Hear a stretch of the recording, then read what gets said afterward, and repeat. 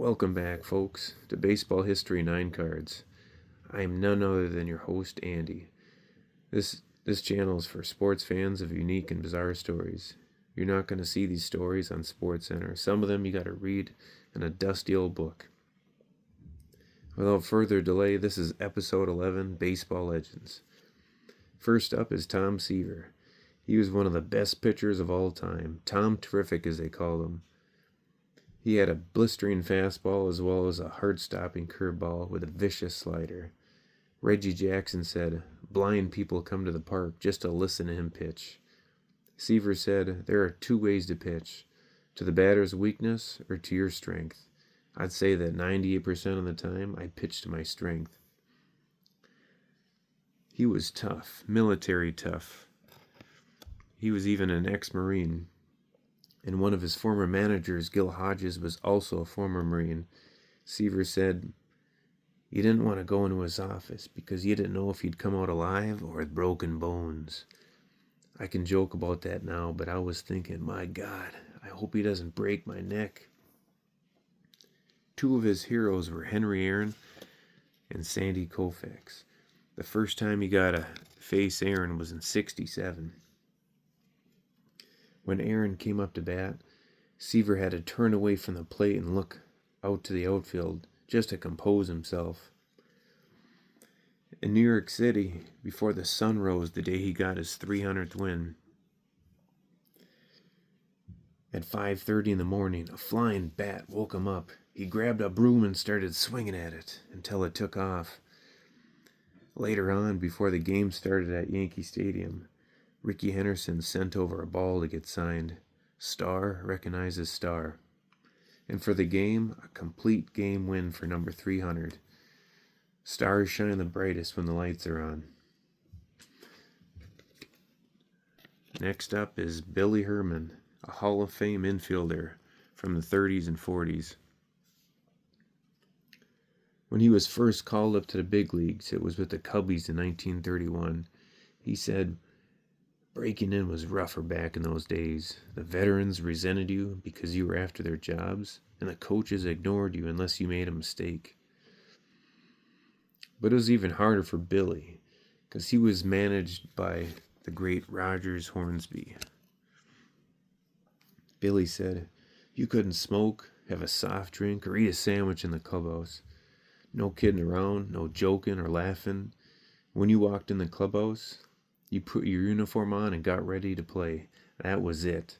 I was scared to death to start with, and he scared me even more. Very cold man." On August 29th, 1931, he made his MLB debut in Chicago at Wrigley Field. This is still 6 years before they added the ivy along the outfield wall, which was the idea by Bill Veeck, the same guy who put a little person into a major league game. Anyway, in his first at-bat ever, he got a line drive single to right field.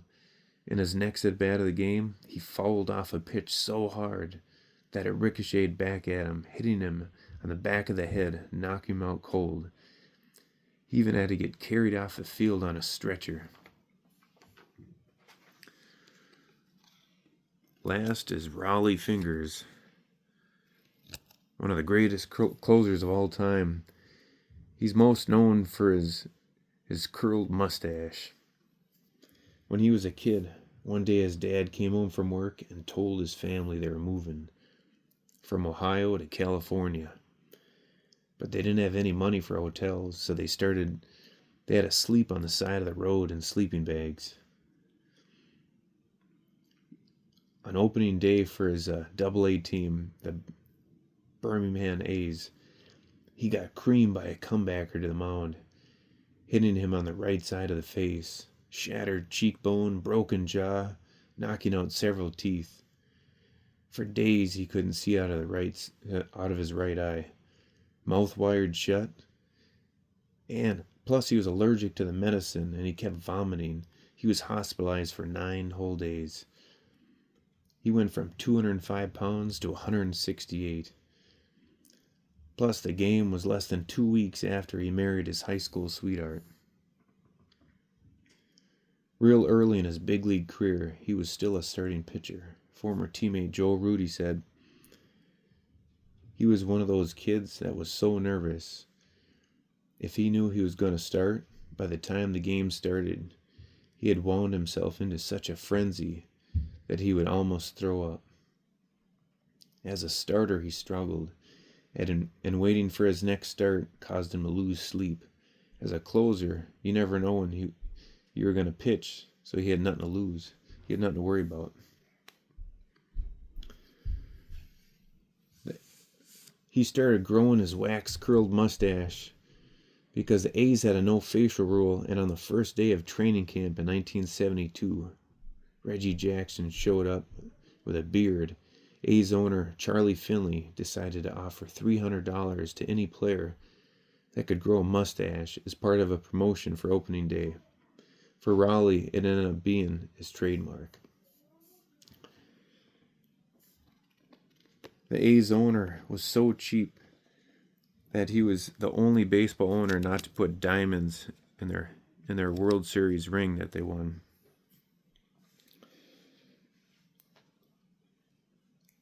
One time, Rollie and Kenny Holtzman were shagging balls in right field before a game. They noticed Finley came down for batting practice and was sitting in the third base dugout. Rollie says, "Holtzy, let's put a couple of balls in our back pockets, and on the count of 3, we'll fire them into the dugout." After they threw them, they immediately laid down and started doing sit-ups. Finley had no idea who threw them. In 1976, he was traded to the Red Sox until it got vetoed. You see, free agency was about to be a thing back then, and the owner didn't want to lose any of his players for nothing, so he traded a few of them away. One being Rollie. He got traded to Boston. But he was only there long enough to get a picture taken with his Red Sox uniform on. The commissioner vetoed a bunch of those trades, and everybody got sent back to their teams. Rollie was the first pitcher to reach 300 career saves. He held the all-time record until Jeff Reardon passed him in 1992. At the end of his career, he had a chance to sign with the Reds, but they had a strict no facial rule as well, so he retired instead. And finally, he became only the second reliever inducted into the Hall of Fame. Well, that'll do it for this video. Next week will be on football players, so hopefully you guys enjoy. Until next time.